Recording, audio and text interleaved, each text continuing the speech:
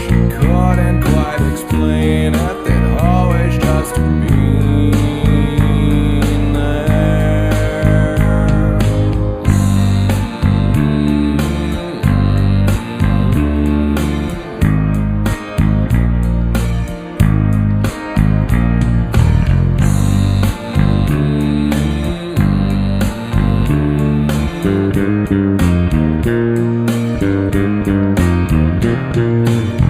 But both girl and boy were glad, 'cause one kid had it worse than that. 'Cause then there was this boy whose parents made him come directly home right after school. And when they went to their church, they shook and lurched all over the church floor. He couldn't quite explain it, they'd always just gone there.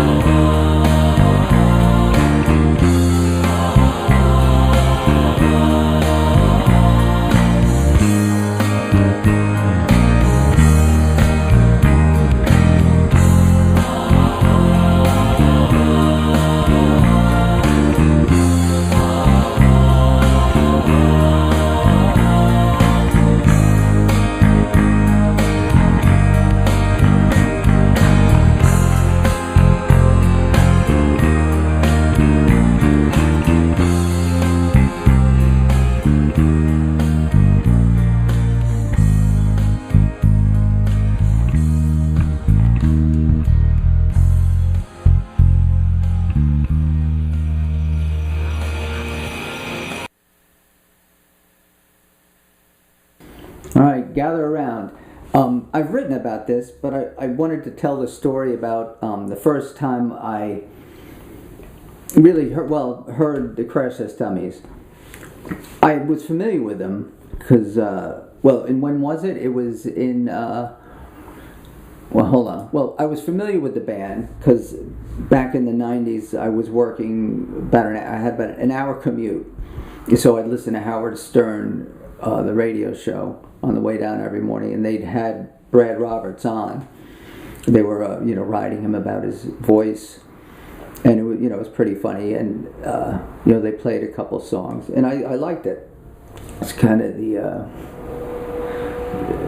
polar opposite of Geddy Lee's voice. Going from extreme highs to extreme low. And I thought it was interesting, and I liked some of the songs, but. Anyway, my brother-in-law has always bought and sold guitars, and he had sold a guitar to a guitar player named Johnny A., who at the time was Peter Wolf's guitar player in Peter Wolf's solo band. So he was selling him a guitar, and he was going to bring it to him at a show he was playing, and the show, it was October 29th, 1993. So he asked me, hey, do you want to go to the show? I got to drop this guitar off. I said, sure.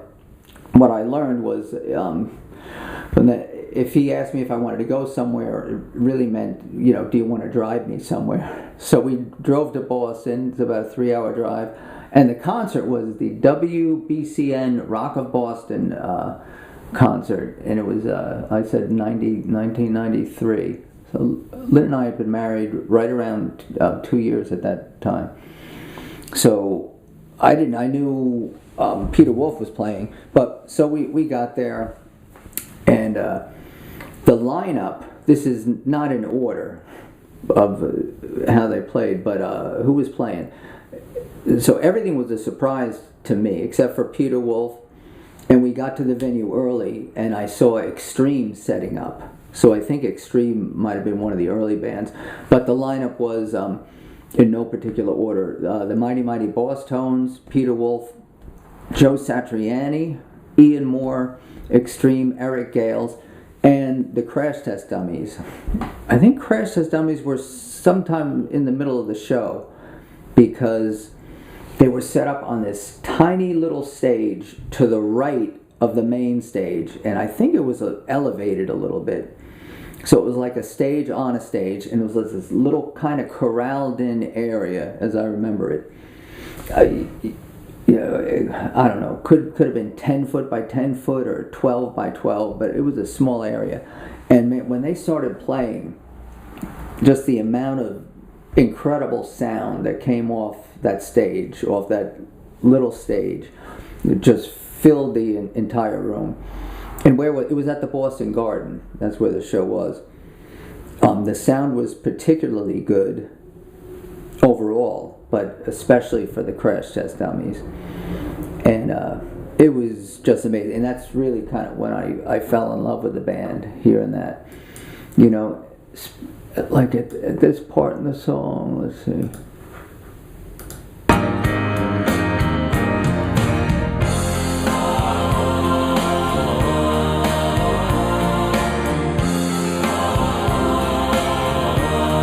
Just that part of the song, whenever I hear it, kind of gives me goosebumps, and that, you know, I had goosebumps when I was there and heard that part, and every time I hear it, it kind of brings me back to that place and time. So anyway, a few years back, I won a meet and greet with the Crash Test Dummies at the Richfield Playhouse. And we got to meet them backstage, and they were all extremely, extremely nice. And I figured, well, I got to have something to say. So basically, I told them that story, probably a little more concisely than I did now. But I told them that story, and they seemed to enjoy it. One thing that came up in conversation was someone said, "Oh yeah, that's Nuno Betancourt with Extreme." Said, someone said, "I remember Nuno got pissed at Brad for stepping on his wiener." I was like, "What?" And they said, "Oh, Nuno Betancourt used to travel with a little Dachshund, and Brad accidentally stepped on his paw or something. I guess Nuno got upset about it." So that was funny, but we've met the band and hung out with them a couple of times since then, and they're just super nice, you know, just regular people. All right, I got this bass almost specifically to do this song. You barely need a 5-string to play this song. There might be one note, I think it's an E flat. And I've fallen out of love with my music, man. I love the bass. It's super high quality. One of the highest quality instruments, you know, I have had. But I just don't like how it sounds that much. I had some work done to it, and I think it improved it a little, but, you know, every time I take it out, it's a struggle. So I say, what am I gonna... I only play 5-string a couple times a year, but when I do play one, I want to, you know, I want something I can just plug in and have sound good. I'm very happy with this bass. It wasn't a lot of money. What got me thinking about this bass, or this type of bass, is we've seen Steve Howe's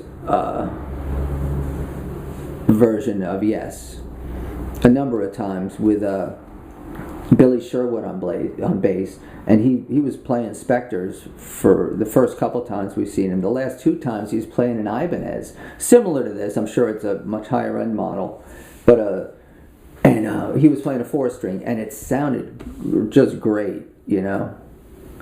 So that's what got me thinking about it. I saw a couple reviews. Low End Lobster did a great review on this bass. And I got one, I think it was a returned, you know, it was an open box thing for a great price, and I'm very, very happy with it. Yeah, I'm not going to spend too much time on that.